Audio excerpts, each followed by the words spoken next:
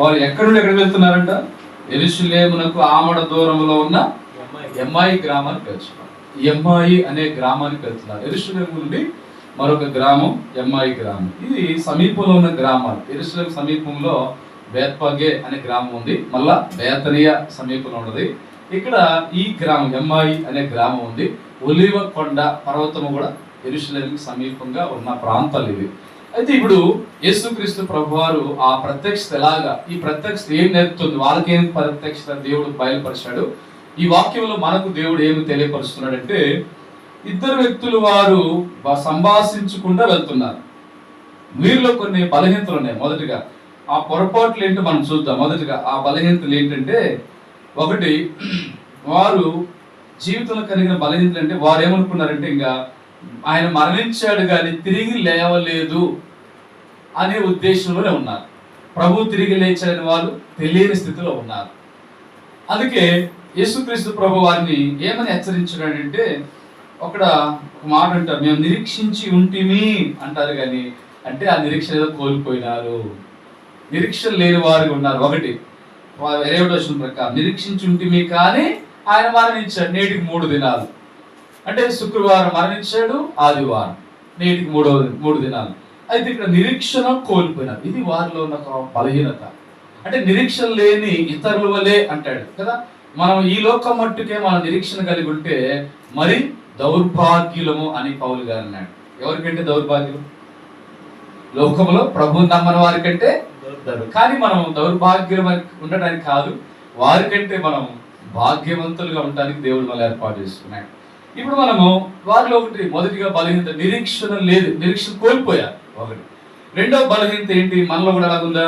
మొదటిగా వారిలో ఉన్న బలహీనతలు చూద్దాం, తర్వాత వారిలో 7 మంచి సంగతులు మనం చూడవచ్చు. రెండవది ఏంటంటే, రెండవ సంగతి మనం చూస్తే 24వ వచనం, 25 చదవండి. 25వ వచనం, అందుకు ఆయన అవివేకులారా, అంటే ఎవరు వీళ్ళు? వీళ్ళు ఏముందని? రెండోది అవివేకము, అంటే వివేకం లేని వారు కదా. బైబిల్ సామెతలు, వివేకం లేని సుందర స్త్రీ పంది ముక్కునున్న బంగారు కమ్మెమంటారు. అంటే వివేకం లేకపోతే పంది ముక్కును, ఎందుకు ఆ పదం రాడింది? పంది ఉన్నది తెలుసు, పిక్కు పంది ఉంది, ఆ పందికి ముక్కున ఏముందంట? బంగారు కమ్మె ఉంది. ఇదేం చేస్తుంది? వెళ్ళి బురదలోకి వెళ్ళి ఆ ముక్కుని అదంతటిని రాస్తా ఉంటది, చండాలం రాస్తూ ఉంటది. ఆ టైంలో ఇప్పుడు ఈ బురద కలుషం అంతా దేనికంటే ముక్కునున్న కమ్మెకు, బంగారు కమ్మెంత కూడా ఏమైపోయింది? కల్మషం అయిపోద్ది, అపవిత్రమైంది. కానీ బంగారమే, కానీ ఏమైపోయింది? ఇప్పుడు ఆ అపవిత్రతో నింపబడింది. అంటే కల్మషం, అలాంటి పరిస్థితి. అలా వివేకం లేదు కనుక అవివేకులారా, అంటే వివేకం లేని వాళ్ళరా, అండర్స్టాండ్ చేస్తూ కూడా మూయబడిన స్థితిలో వారు కనబడుతున్నట్లు మనకు కనబడుతుంది. సరే, ఇవి వాళ్ళ ఉన్న బలహీనతలు. కనుక ఇక్కడ మనము దేవుని బిడ్డలుగా ఇలాగ మనం ఉండరాదు. నిరీక్ష లేని వారి వల్ల ఉండకూడదు, అవివేకులుగా ఉండకూడదు, దేవుని ఆ మాట, ఆయన వాక్యాన్ని, ప్రవక్త చెప్పిన మాటలు నమ్మని మందమతులుగా ఉండకూడదు, మన కన్నులు మోయబడిన స్థితిలో మనము ఉండకూడదు, ఆత్మీయ కన్నులు ఇలాగ మనం ఉండకూడదు. అయితే దేవుని బిడ్డలంగా మనం ఎలాంటి స్థితిలో ఉండాలి? ఈ దర్శనము, ఈ ప్రత్యక్షత ఏమి వారికి నేర్పుతూ వచ్చింది ఆ ఇద్దరు వ్యక్తులకు? ప్రత్యక్ష ద్వారా ఏంటి దేవుడు తెలియపరిచే విషయాలు మనం చూస్తే, నెంబర్ 1, మొట్టమొదటిసారి ఇదంతా మనం ధ్యానం చేయాలి. వాటిలో మెయిన్ నేను చూస్తే, ఒకటి మెయిన్ వారిలో ఉన్న మొదటి మంచి విషయం చూద్దాం. 19వ వచనం చదవండి. 24:19 జాగ్రత్త వినాలి, చెవులు అడుగుతాను. 7 సంగతులు గుర్తు పెట్టుకోవాలమ్మా పిల్లలు కూడా, మీరు కూడా. నెంబర్ 1 మొట్టమొదటి సంగతి చదవండి. అడిగినప్పుడు ఇక్కడ చాలా గమనిస్తే, ఇక్కడ యేసు ప్రభువు అన్నారు, మీరు ఏం మాట్లాడుకుంటున్నారు, ఏమి సంభాషించుకుంటున్నారు కదా.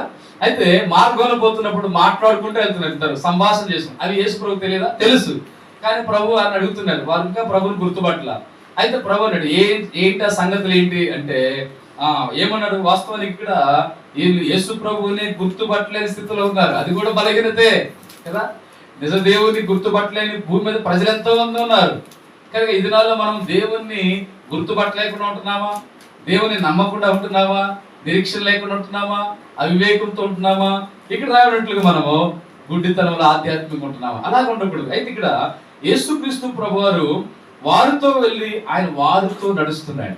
చాలా ప్రాముఖ్యమైన విషయం ఏంటంటే, యేసు ప్రభు ప్రత్యక్షత ఈ ప్రత్యక్షత అదే రోజు ఆదివారం సాయంకాలం యెరూషలేము నుండి ఎమ్మాయి గ్రామానికి వెళ్తున్నారు. జాగ్రత్తగా గమనించండి, ఇద్దరు వ్యక్తులు వెళ్తా ఉంటే ఆ ఇద్దరితో పాటు యేసు ప్రభు మూడో వ్యక్తి వచ్చి వాళ్ళ జాయిన్ అయ్యాడు. వాళ్ళతో కూడా నడుస్తున్నాడు. ఇప్పుడు ముగ్గురు వ్యక్తులు నడుస్తున్నారు. యేసు ప్రభు నడుస్తున్నప్పుడు ఆ ప్రభువు నడుస్తుంటే వారితో కూడా నడుస్తుంటే వారితో మాట్లాడుతున్నప్పటికీ వాళ్ళు ఇంకా ప్రభువుని గుర్తుపట్టలేకపోయారు. చూడండి, యేసు తానే వచ్చి వారితో నడిచాడు. అంటే దేవుడు ఎంత గొప్ప ఉద్దేశంగా. ఇక్కడ చూడండి, దేవుడు ప్రభు యేసుక్రీస్తు వారి విషయంలో ఎంతగా సంకల్పం, ఎంత ప్రేమ కలిగి ఉన్నాడో, ఆయన ఎంత ఉన్నత ఉద్దేశం కలిగి ఉన్నాడో మనం చూస్తే ప్రభువే దగ్గరకు వచ్చాడు కదా. వాళ్ళు అడగల, రమ్మని కోరుకోలా, కానీ యేసు ప్రభువే దగ్గరకు వచ్చాడు. అంటే ప్రభు ఎంతగా ప్రేమిస్తున్నాడో వారి ఎంత